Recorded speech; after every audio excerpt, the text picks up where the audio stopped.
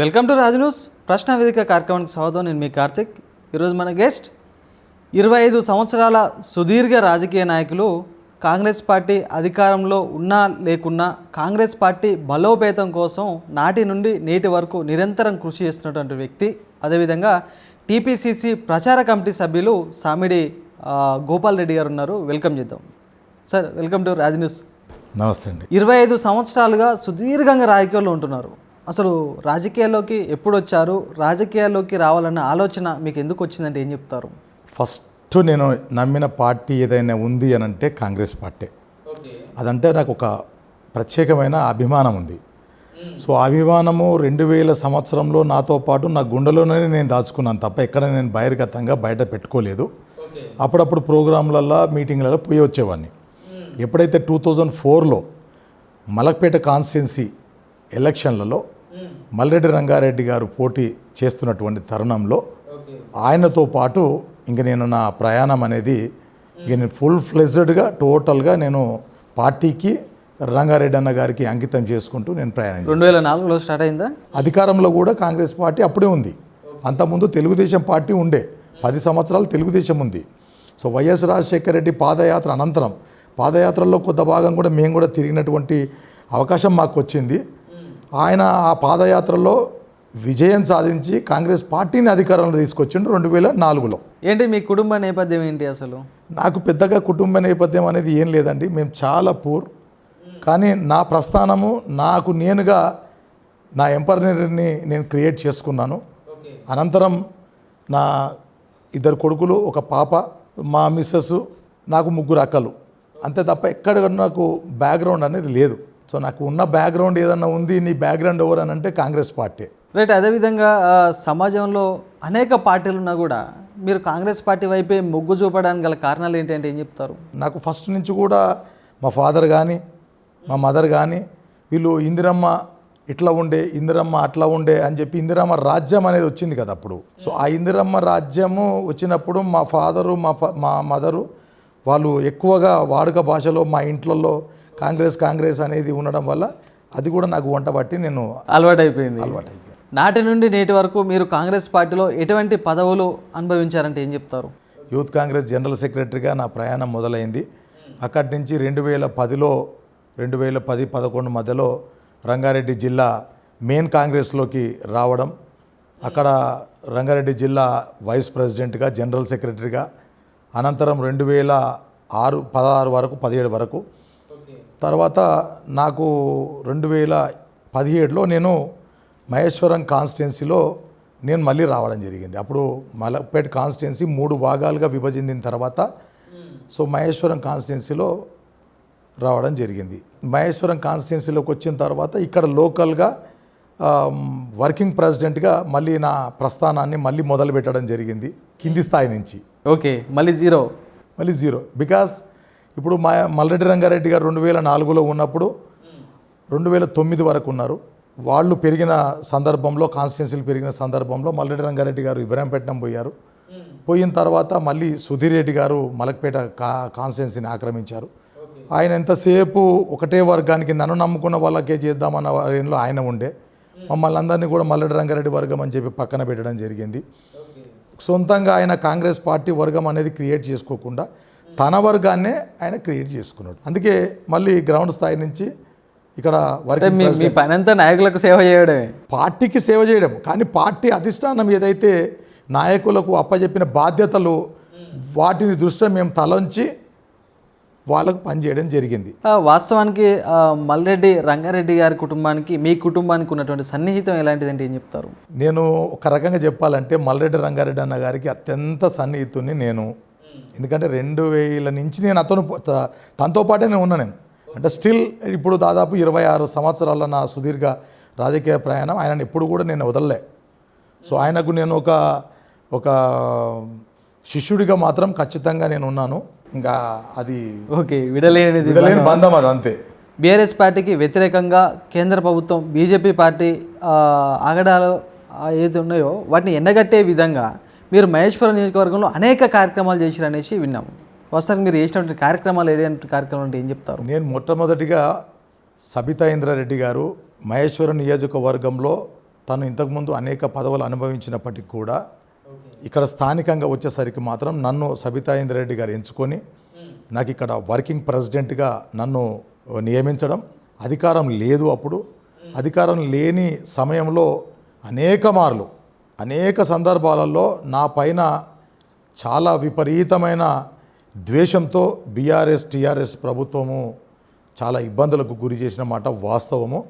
అయినా కూడా నేను ఎక్కడ లొంగలేదు, ఎక్కడ భయపడలేదు. సబితా ఇంద్రారెడ్డితో పాటే నేనుండి ఎలక్షన్లో 2019లో 18-19లో ఆమె ఎలక్షన్లో ఆమె గెలుపులో భాగంగా నేను కూడా క్రియాశీలకమైన పాత్ర నేను పోషించిన. ఆమె బీఆర్ఎస్ పార్టీలోకి వెళ్ళిన తర్వాత మమ్మల్ని కూడా ఆహ్వానించింది, మీరు బీఆర్ఎస్ పార్టీకి రండి, ఇంకా కాంగ్రెస్ పార్టీలో ఏమీ లేదు అన్నటువంటి పరిస్థితి ఉండే. అప్పటికి నిజంగా చెప్పాలంటే కాంగ్రెస్ పార్టీలో చాలా వరకు ఆమె ఇక్కడి నుంచి అందరినీ తీసుకుపోవడం జరిగింది. కానీ వాస్తవానికి పార్టీ అధికారంలో లేకున్నా కూడా ప్రతిపక్ష పార్టీలో కాంగ్రెస్ పార్టీలో ఉండి కాంగ్రెస్ పార్టీని గ్రౌండ్ లెవెల్ నుంచి పార్టీని బలోపేతం చేసిరని విన్నాం మేము. నేను అదే చెప్తాను. అది ఎలా సాధ్యమైంది అసలు మీకు? నేను అదే చెప్తున్నాను. ఎక్కడ లేకపోయినా ఇక్కడ ప్రెసిడెంట్గా నన్ను పెట్టిన తర్వాత నాకు ఒకటే బాధ్యత గుర్తొచ్చింది. ప్రెసిడెంట్ అంటేనే పూర్తి బాధ్యత ఈ మీర్పేట మున్సిపల్ కార్పొరేషన్ది నా పైన బాధ్యత పెట్టిండ్రు. అది కొండ విశ్వేశ్వరరెడ్డి అన్న గారు నా మీద నమ్మకంతో నాకు ఆ పదవిని ఇప్పించడం జరిగింది. ఉత్తమ్ కుమార్ రెడ్డి గారి చేత నాకు ఇప్పించారు. అప్పటి జిల్లా అధ్యక్షులు చల్ల నరసింహారెడ్డి గారు ఉన్నారు. వారు ఇచ్చిన తర్వాత నా బాధ్యతను మరింత పెంచింది. స్థానికంగా నాయకులు లేరు, కార్యకర్తలు లేరు, ఎవ్వరు లేకున్నా కూడా ఒంటరి పోరాటం నేను మొదలుపెట్టి ఇప్పటి వరకు కార్యకర్తలను తయారు చేసుకుంటూ ఒకవైపు, పార్టీ విధి విధానాలకు కట్టుబడి మరోవైపు, నేను పార్టీ ఇచ్చినటువంటి ప్రోగ్రామ్స్ ఏవైనా ఉంటే నిరసన కార్యక్రమాలు కావచ్చు, ధర్నా కార్యక్రమాలు కావచ్చు, దిష్టిబొమ్మ దగ్ధాల కార్యక్రమాలు కావచ్చు, ఇట్లా అనేక కార్యక్రమాలు నేను చేస్తే నా పైన పోలీసు వాళ్ళు అనేక మార్లు నన్ను తీసుకుపోయి పోలీస్ స్టేషన్లో పెట్టినా కూడా, భయపెట్టినా కూడా నేను వెనకంగా చేయలేదు. అధికారం తెచ్చేంత వరకు నేను విశ్రమించేది లేదు అని చెప్పి నేను మీర్పేట మున్సిపల్ కార్పొరేషన్ అధ్యక్షుడిగా నేను పార్టీని పట్టుకొని పార్టీని మరింత బలోపేతం చేయడానికి నేను కృషి చేశానని గంటపదంగా చెప్తా. వాస్తవానికి సామిడి గోపాల్ రెడ్డి గారు మీర్పేట అయితే మహేశ్వరం స్థానికుడు కాదు, ఇతర నియోజకవర్గం నుంచి వచ్చి ఇక్కడ పెత్తనం చెలాయిస్తున్నారు రాజకీయంగా అనేసి విమర్శలు వస్తున్నాయి. ఇది వాస్తవం కాదా? పూర్వం మలక్పేట కాన్స్టిట్యున్సీ, మహేశ్వరం కాన్స్టిట్యున్సీ కూడా మలక్పేట కాన్స్టిట్యున్సీ, ఇబ్రాంపట్నం కూడా మలక్పేట కాన్స్టిట్యున్సీ, ఉమ్మడి కాన్స్టిట్యున్సీ రైట్. అదేవిధంగా ఇప్పటి వరకు పార్టీ కోసం అనేక రకాల కష్టపడ్డారు, పార్టీ బలోపేతం కోసం అనేక రకాల కృషి చేశారు. అలాంటిది ఇప్పటికీ వరకు సామిడి గోపాల్ రెడ్డి గారు ఒక రాజకీయ నిరుద్యోగిలాగా మిగిలిపోయిందంటే ఏం చెప్తారు? నా టైం రాలేదేమో, లేకపోతే మీ టైం రాలేకనా, లేకపోతే మీలో ఉన్న రాజకీయ నాయకత్వ లోపం ఏమైనా ఉందా? నేను చెప్తున్నాను కదా, 25 సంవత్సరాలు పోరాటం చేసినటువంటి ఎవరు కూడా నాయకత్వ లోపం ఉండదు. నాయకత్వ లోపం ఉంటే 1-2 ఏళ్ళని వెనకకి వెళ్ళిపోతారు. ఇతర పార్టీ నాయకుల దిష్టి బొమ్మదాలు పెడుతారు, ఇతర పార్టీ నాయకులను ప్రశ్నిస్తారు, కానీ మీ సొంత పార్టీ నాయకులు ఎందుకు అడగలేకపోతారు బలంగా? నాకు ఈ పదవి కావాలని పార్టీ బలోపేతం కృషి చేస్తున్నా, నాకు ఆ పదవి అండి, నాకు గుర్తింపు అనేసి మీరు ఎందుకు అడగలేకపోతారు? నేను అందరినీ అడిగాను, నేను అందరికీ అడిగాను. కాకపోతే నాలాగా కష్టపడ్డ వాళ్ళు చాలామంది ఉన్నారేమో నాకు తెలియదు. అడిగినా కూడా పదవులు ఇవ్వట్లేరంటే మీరు ఆ పదవులకు అర్హుడు కదా? నేను గతంలో నేను చేసినటువంటి నా ప్రొఫైల్ మొత్తం తీసుకుంటే స్టిల్ ఇప్పుడు ఉన్న ఎమ్మెల్యేలకు కూడా నా ప్రొఫైల్ లేదు. ఇప్పుడున్న ఎమ్మెల్యేలకు కూడా నా అంత సీనియారిటీ లేదు, నేనంత కష్టపడ్డ పనులు లేవు, ఎవరు చేయలేదు. అట్లాంటి ఎమ్మెల్యేలు కూడా ఎమ్మెల్యేలు అయినట్టు ఉన్నారు. కాకపోతే నేను నమ్మేది మాత్రం ఒకటే, కాంగ్రెస్ పార్టీని, రెండవది నా అదృష్టాన్ని. నేను పదవులు వస్తేనే పని చేస్తా, రాకపోతే ఇంట్లో కూర్చుంటా అన్న నేచర్ నాది కాదు. పార్టీకి పని చేయాలా, నా టైం వచ్చినప్పుడు ఖచ్చితంగా వస్తుంది, వచ్చినప్పుడు నాకు అవకాశం ఉంటుంది. నిన్నగాక మొన్న వచ్చి పార్టీలో పదవులు అనుభవిస్తున్న వాళ్ళని చూస్తుంటే అసలు వాస్తవం మీకు ఏమి అనిపించట్లేదా? ఖచ్చితంగా ఉంటుంది. నేను కష్టపడ్డాన్ని, నేను ఏమీ కాలేకపోయినా నిన్నగాక మొన్న వచ్చిన వాళ్ళు అదే రీజన్ అంటే నేను అదే చెప్తున్నా కదా, నేను అదృష్టాన్ని నమ్మేటోన్ని, భగవంతుని ఆశీస్సుల కోసం ఎదురు చూస్తోన్ని. సో భగవంతుని ఆశీస్సులతో పాటు నాకు మా రేవంత్ అన్న గారి ఆశీస్సులు కూడా అవసరము, మా పిసిసి గారు ఆశీస్సులు కూడా అవసరం, మాకు లోకల్గా కేఎల్ఆర్ గారు, మా మల్రెడ్డి రంగారెడ్డి అన్న, వీళ్ళందరూ ఆశీస్సులు నాకు అవసరమే. వాళ్ళు ఎప్పుడు ఆశీర్వదిస్తారని నేను కూడా వెయిట్ చేస్తున్నా. వాస్తవానికి కేఎల్ఆర్ గారు ఎక్కడి నుంచి వచ్చి మొన్న జరిగినటువంటి ఎన్నికల్లో ఇక్కడ పోటీ చేయడం జరిగింది. అయితే కొత్తగా వచ్చిన నాయకులు ఎవరైనా సరే, మీరైనా మేమైనా ఇంకెవరైనా సరే, అంటే వాళ్ళకు గ్రౌండ్ రియాలిటీ తెలియదు. ఇన్ని రోజులు నియోజకవర్గంలో ఎవరు కష్టపడ్డారు, పార్టీని బలోపేతం చేసిన ఎవరు, పాత నాయకులు ఎవరు, కొత్త నాయకులు ఎవరు అనేసి కొంచెం కన్ఫ్యూజ్ అనేది ఉంటుంది. అలాంటి నాయకుడు మిమ్మల్ని గుర్తిస్తారనే నమ్మకం ఉందా? ఉంది. ఆ నమ్మకంతో వారికి నేను సహచరుడిగా ఉన్నా. వారు చెప్పిన ఆదేశాలు ఏ ఉన్నా నేను తూచా తప్పకుండా పాటిస్తున్నా. వారు ఏ ప్రోగ్రాంలు ఇచ్చినా కూడా నేను చేసుకుంటూ ముందుకెళ్తున్నా. వారితో పాటు మాత్రం నేను కష్టపడడానికి నేను సిద్ధంగా ఉన్నా. ఆయన కూడా ఆర్నిషాలు కష్టపడే వ్యక్తే. కాకపోతే ఒక మాకు కేఎల్ఆర్ గారికి ఏంటంటే, నేను 26 సంవత్సరాల సుదీర్ఘ రాజకీయంలో నేను ఎంత కష్టపడ్డా అనేది కేఎల్ఆర్ గారి సార్కు తెలియకపోవచ్చు. నియోజకవర్గంలో కాంగ్రెస్ పార్టీ గ్రౌండ్ ఏందో తెలుసు, దాని రియాలిటీ ఏందో తెలుసు. అలాంటిది మనం జరిగినటువంటి ఎన్నికల్లో మీ నియోజకవర్గంలో కాంగ్రెస్ పార్టీని ఎందుకు గెలిపించుకోలేకపోయారంటే ఏం చెప్తారు? కాంగ్రెస్ పార్టీని గెలిపించుకోవడానికి ప్రతి ఒక్క కార్యకర్త నాయకుడు పనిచేసిండ్రు. ఇది ఫ్రాంక్ అని నేను చెప్తున్నా ఈ విషయం. కానీ ఒక విషయం ఎక్కడ తేడా జరిగిందనంటే, ఒకటి కేఎల్ఆర్ సారు అతి తక్కువ కాలంలో రావడం, ప్రతి ఒక్క మనుషుల్ని జయించుకోలేకపోవడం, అందరిలో మమేకమై కలవాలన్న ఆలోచన ఉన్నా కూడా సమయం సరిపోకపోవడం, ఇట్లాంటి కొన్ని అంశాలు అయితే ఉన్నమాట వాస్తవం.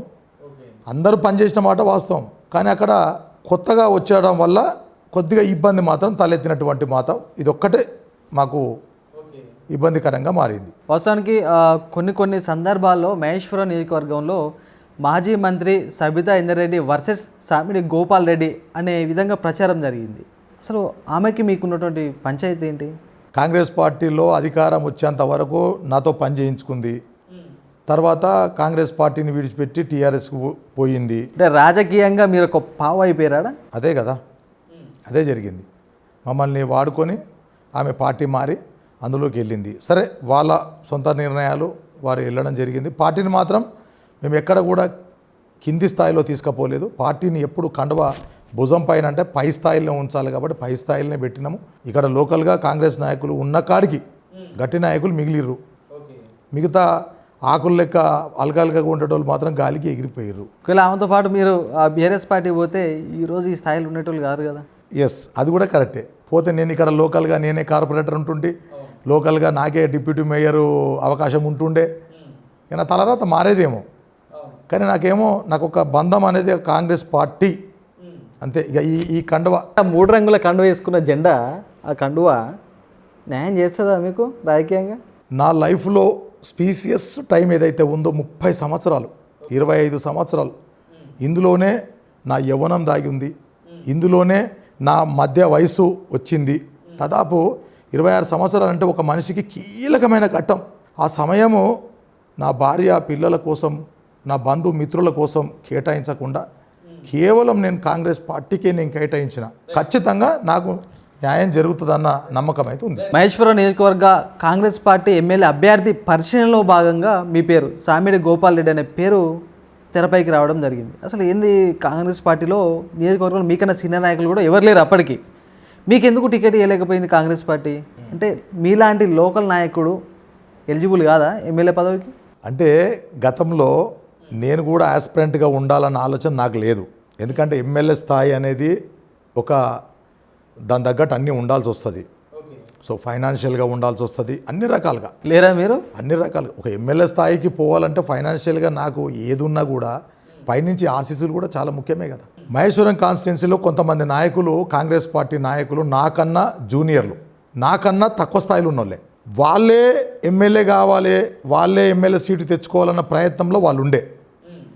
సో నాకున్న పరిధిలో నా సహచరులందరూ కలిసి, నువ్వు ఇంత సీనియర్, నువ్వు పార్టీని నమ్ముకొని, వాళ్ళకు నీ అంత సీనియారిటీ లేదు, నీ అంత పలుకుబడి లేదు, నీ అంత వాగ్దాటి లేదు, అట్లాంటప్పుడు వాళ్ళు ఎమ్మెల్యే కావాలని కూర్చుంటారు, నువ్వెందుకు కావాలనుకుంటలేవు అని చెప్పి నన్ను నా దగ్గర కానీ వాస్తవానికి సామిడి గోపాల్ రెడ్డి గారు ఇప్పటికీ ఇదే స్థాయిలో ఉండడానికి కారణం మీ కాంగ్రెస్ పార్టీలో గాడ్ ఫాదర్ లేరు, అదే రీజన్ అనుకోవచ్చా? నేను అదే చెప్తున్నా కదా.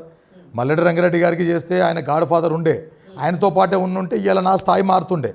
అక్కడి నుంచి ఆయన పక్కకు వేరే కాన్స్టిట్యున్సీకి పంపడం వల్ల ఒక కొత్త నాయకుడు వచ్చిండు. మళ్ళీ ఆయనకు ఫస్ట్ నుంచి నేను ఊడిగం చేసుకుంటూ రావాల్సి వచ్చింది సుధీర్ రెడ్డికి. మళ్ళీ అక్కడి నుంచి ఆయన పోయిన తర్వాత కాన్స్టిట్యున్సీ మళ్ళీ పెరిగితే సబితా ఇంద్రారెడ్డి ఊరికి, అంటే ఒక్కొక్క నాయకుడి దగ్గర ఒక 5 ఏళ్ళు మాత్రమే పనిచేసినట్టు రికార్డు ఉంటుంది కదా. సీనియారిటీ ఎక్కడ కనిపిస్తుంది వాళ్ళకు? ఈ 5 ఏళ్లలో వాళ్ళతో పాటు ఎవరు ఉన్నారో వాళ్ళకు మాత్రమే ప్రాధాన్యతను వాళ్ళు ఇస్తున్నారు. రైట్. మీరు ప్రశాంతి హిల్స్ నుంచి కార్పొరేటర్గా పోటీ చేయడానికి గట్టి ప్రయత్నాలు చేస్తున్నారు. కానీ కొంతమంది నిన్నగాక మొన్న బీఆర్ఎస్ పార్టీ నుంచి మీ కాంగ్రెస్ పార్టీకి వచ్చిన నాయకులు ప్రశాంతి హిల్స్ కార్పొరేటర్ టికెట్ మాకే వస్తుంది, ఇక్కడ ఉన్న జనరల్ రిజర్వేషన్ కూడా మేము మార్చుకొని మాకు అనుగుణంగా తెచ్చుకొని కాంగ్రెస్ పార్టీ కార్పొరేట్ టికెట్ మేమే తెచ్చుకొని మేమే గెలుస్తాం అనేసి బలంగా చెప్తున్నారు. దీన్ని ఏ విధంగా చూస్తారు? నేను ఎందుకు ధైర్యంగా ఉన్నానంటే గతంలో ఇది జనరల్, ఇది ఇప్పుడు కూడా జనరల్ వచ్చే అవకాశమే ఉంటుంది. వాళ్ళు బీసీగా మేము మార్చుకుంటాం, బీసీ టికెట్గా మార్చుకొని మేము బీసీ బరిలో మేమే ఉంటామని చెప్తున్నట్టు నేను కూడా విన్నాను. వాళ్ళ బీఆర్ఎస్ పార్టీ నుంచి కాంగ్రెస్లోకి వచ్చిన తర్వాత వాళ్ళు వివిధ హోదాల మనుషుల దగ్గరికి వెళ్ళి ఆల్రెడీ కొన్ని పదవులు కూడా తెచ్చుకున్నట్టు రికార్డులో ఉంది. అంతేకాకుండా బీఆర్ఎస్ పార్టీలో ఉన్నటువంటి ఎమ్మెల్యేలతోటి స్టిల్ టుడే ఇప్పటి వరకు కూడా సత్సంబంధాలు పెట్టుకున్నారు. కానీ అలాంటి నాయకులు బీఆర్ఎస్ పార్టీ నుంచి వెళ్ళి మీ కాంగ్రెస్ పార్టీకి వస్తారు, కాంగ్రెస్ పార్టీ టికెట్ ఆశిస్తున్నప్పుడు మీరు మాత్రం ఎట్లా స్వాగతిస్తారు కాంగ్రెస్ పార్టీకి లోకల్గా ఉండి? మేమేం స్వాగతించలేదు. గతంలో ఎంపీ ఎలక్షన్లలో రంజిత్ రెడ్డి గారు వారు ఎలక్షన్లో భాగంగా కొంతమందిని మనం తీసుకోక తప్పదు, నేను గెలవాలంటే అని చెప్పి వారు రంజిత్ రెడ్డి గారు వాళ్ళు తీసుకొచ్చుకోవడం జరిగింది. వారితో పాటు రంజిత్ రెడ్డి గారు కూడా బీఆర్ఎస్లో ఉండే కాబట్టి అక్కడ వాళ్ళతో పాటు తీసుకొని వచ్చిర్రు. సో వచ్చిన తర్వాత మా పైన కొంచెం దీన్ని బీసీ చేయించుకుంటాము, గోపాల్ రెడ్డి సామాజిక వర్గం నుంచి ఉన్నాడు, మేము బీసీ టికెట్ మేము తెప్పించుకోవడం కొంచెం పైరవులు చేస్తున్నట్టుగా మా దృష్టి కూడా వచ్చింది. సరే ఏ పైరవికారులు కూడా ఎవరు ఏం చేయలేరు, ఎందుకంటే రేవంత్ రెడ్డి అన్న క్లియర్గా కష్టపడ్డ వారికి అన్ని రకాలుగా పార్టీ అండదండగా ఉంటుంది అని చెప్పి రేవంత్ రెడ్డి అన్న గారు. అట్లా కాకుండా మా మీనాక్షి నటరాజన్ గారు ఆమె కూడా క్లియర్గా ఈ విషయంలో వలస వచ్చిన వాళ్ళు వెయిట్ చేయాల్సిందే. మీనాక్షి నటరాజన్ షాకింగ్ నిర్ణయం. వలస ఎవరైతే వస్తారో వాళ్ళు వెయిట్ చేయాలి. అంటే కాంగ్రెస్ పార్టీకి ఎవరైతే కష్టకాలంలో పనిచేసిన వాళ్ళు ఉంటారో వాళ్ళకి ఇచ్చిన తర్వాత మిగతా ఏమైనా ఉంటే ఇట్లాంటి వారికి ఇవ్వాలి అన్న ఆలోచనలో ఉన్నది. సో అందుకే మీనాక్షి నటరాజన్ గారి మాటలు కానివ్వండి, మా పిసిసి అధ్యక్షులు మహేష్ గౌడ్ అన్న గారు కూడా మొన్న ఒక 2-3 వారాల క్రితము ఒక ప్రెస్ నోట్ రిలీజ్ చేసిండ్రు. ఆ ప్రెస్ నోట్లో కూడా క్లియర్గా 3 సంవత్సరాలకు పైబడి పార్టీలో ఉన్న వారికి మాత్రమే మండల అధ్యక్షులు కానివ్వండి, డివిజన్ అధ్యక్షులు కానివ్వండి, లేదా మున్సిపల్ కార్పొరేషన్ అధ్యక్షులు కానివ్వండి అట్లాంటి పోస్టులకు అర్హతలు ఉంటాయి. సో వీళ్ళందరూ ఇంత క్లియర్గా కాంగ్రెస్ పార్టీ సీనియర్లకు ఇవ్వాలన్న నిర్ణయంలో వాళ్ళు ఉంటే, కొత్తగా నిన్నగాక మొన్న బీఆర్ఎస్ నుంచి వచ్చి మేము పైరవులు చేసుకుంటాము, మాకు పైన అంతా ఉన్నారు అని వస్తే చేసుకుంటే నాలాంటి కార్యకర్తలు ఇబ్బందులకు గురయ్యే అవకాశం ఉంటుంది. కాబట్టి అధిష్టానం దీన్ని ఖచ్చితంగా ఇనిషియేటివ్గా తీసుకొని, నాలాంటి కార్యకర్తలు ఎంతోమంది ఉంటారు, వాళ్ళందరికీ అండగా రేవంత్ రెడ్డి అన్న గారు, పిసిసి అధ్యక్షులు మహేష్ గౌడ్ అన్న గారు, మీనాక్షి నటరాజన్ గారు వీరందరూ కూడా కార్యకర్తలను కాపాడుకోవాల్సినటువంటి బాధ్యత వాళ్ళ పైన ఉండాలి. నేను ఇది ఒక్కటే సూచన చేసుకుంటున్నాను. రాజ్ న్యూస్ ముఖంగా నేను ఒక్కటే విన్నవించుకోవడం ఏంటంటే, దయచేసి కాంగ్రెస్ పార్టీ నాయకులు కార్యకర్తలు ఎవరైతే కాంగ్రెస్ పార్టీకి అండదండగా ఉండి నేటి వరకు పార్టీని విడవకుండా కష్టకాలంలో ఉండి మీతో పాటు ప్రయాణం చేసినందుకు వారిని గౌరవించుకుంటే పార్టీ ఎప్పుడు కూడా ఓడిపోకుండా తెలంగాణలో రూలింగ్ గవర్నమెంట్గా కాంగ్రెస్ పార్టీ ఉంటుంది. నేరుగా అడుగుతున్నాను చెప్పండి, ఒకవేళ ప్రశాంతి హిల్స్ నుంచి మీకు అని మీ కుమారు కూడా ఆశిస్తున్నట్టుండు, మీకు కానీ మీ ఫ్యామిలీకి ఎవరైనా సరే మీకు ఒకవేళ కార్పొరేటర్ టికెట్ ఇస్తే, ఇప్పటికీ స్టిల్ నౌ మహేశ్వరం నియోజకవర్గంలో ఎమ్మెల్యే సబితా రెడ్డి గారే ఉన్నారు, ఆమెను తట్టుకొని గెలిచే సత్తా మీకుందా కార్పొరేటర్గా? ఆమెను తట్టుకొని కెపాసిటీ నాకు ఉంది.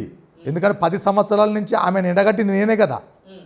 ఆమె ఏ పని చేసినా కూడా ఆమె ఎన్ని అవకతవకలు ఉన్నా అన్ని బయటికి తీసి పబ్లిక్గా చూపించింది నేనే. ఆమె ఎక్కడ ఫండ్లు తీసుకొచ్చి ఏ ఫండ్లో ఎక్కడ ఎంత నిర్వీర్యం చేసిర్రు, ఎన్ని పనులు చేస్తానని ఎన్ని పనులు చేయలేదు అన్ని మాట్లాడింది నేను ఒక్కనే. 10 సంవత్సరాల నుంచి నేను లీస్ట్ మొత్తం తీసి చూపించమంటే నేను చూపిస్తా. ఆమెకు ఎగనిస్ట్గా మాట్లాడిన వ్యక్తిని మహేశ్వర కాన్స్టిట్యున్సీలో ఎవరైనా ఉన్నారని అంటే కేవలం సామిడి గోపాల్ రెడ్డి మాత్రమే. అందుకే నన్ను ఎదగకుండా సబితా రెడ్డి తొక్కుతుంది. ఇప్పుడు కూడా అనుకోవచ్చు కదా, మీకు టికెట్ ఇచ్చినా కూడా కార్పొరేట్ టికెట్ మిమ్మల్ని గెలవనియదు అనుకోవచ్చు కదా. నా రేవంత్ అన్న నాకు అండగా ఉండు, మా పిసిసి అధ్యక్షులు నాకు అండగా ఉన్నారు, మా కేఎల్ఆర్ అన్నగారు నాకు అండగా ఉన్నారు, మా పార్టీ అండగా ఉంది కదా నాకు. అప్పుడైతే 10 సంవత్సరాల క్రితం నాకు అండగా ఎవరు లేరు. నాతో పాటు నడిచి వచ్చేటందుకు కూడా కార్యకర్తలు కూడా భయపడే పరిస్థితి ఉండే. మరి నాకు ఆ ధైర్యం సరిపోదా? రేవంత్ అన్న ధైర్యాన్ని చూసి తెలంగాణలో కాంగ్రెస్ పార్టీనే అధికారంలో తీసుకొచ్చినటువంటి సంఘటన మనకు ఉంది కదా, ఇప్పుడు చూస్తున్నాము. మరి అట్లాంటప్పుడు రేవంత్ అన్న అండగా నాకు ఉంటే ఇట్లాంటి సబితా ఇంద్రెడ్డిలు 100 మంది వచ్చినా పర్వాలేదు, అట్లాంటి బీఆర్ఎస్ టీఆర్ఎస్ అధినేతలు కేసీఆర్ కేటీఆర్ అట్లాంటి వాళ్ళు 1000 మంది వచ్చినా పర్వాలేదు. We don't care.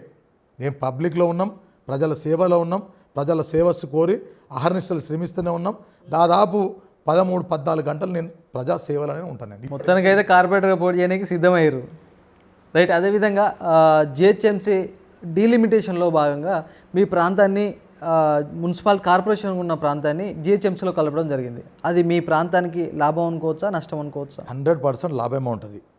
ఎందుకనంటే గతంలో మాకు ఇక్కడ ట్యాక్సులు చూసుకుంటే విపరీతంగా ట్యాక్సులు ఉండేవి. అట్లాంటి ట్యాక్సులు జిహెచ్ఎంసీలో విలీనం అయిన తర్వాత టోటల్ హైదరాబాదులో ఏదైతే ట్యాక్స్ ఉందో గదే ట్యాక్సు ఇప్పుడు ఉండబోతుంది. ఇప్పుడు రాబోయే నెక్స్ట్ ఏప్రిల్ మే నుంచి కంప్లీట్గా ఇవి తగ్గిపోతాయి, ఇంటి ట్యాక్సులు తగ్గిపోతాయి. సో టోటల్ అంతా ఒకటే ఉంటుంది, హైదరాబాద్ జిహెచ్ఎంసీ అంటే ఒకటే ఉంటుంది.